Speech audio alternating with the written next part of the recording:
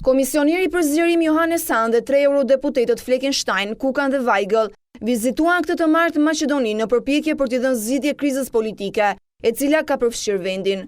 Diplomatët zhvilluan takime me të gjithë krerët e partive politike.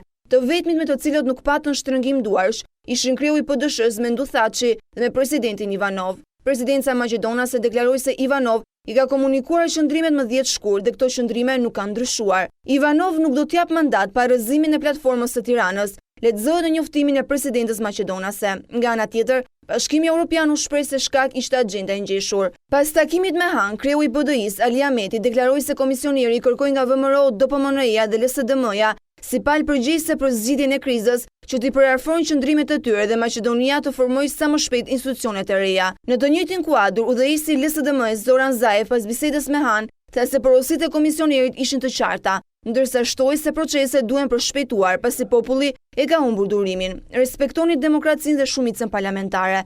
Mos nxisni tensionin ndëretnike. Është ky mesazhi që Hahn dha pak para se të mbërrinte në Shkup. Zëdhënësja e BE-s Maja Kociancic konfirmoi pashtu se komisionieri Hahn dhe eurodeputetët për shkak të agjendës së ngarkuar nuk do të takoheshin me përfaqësues të shoqërisë civile dhe as organizatorët e protestës antishqiptare për Maqedoni të Përbashkët. Kjo është vizita e dytë e komisionerit Hahn brenda këtij viti, pas asaj të 90 shkurtit ku diplomati nuk arriti që të pajtojë palët për një kompromis dhe zgjidhje të krizës politike.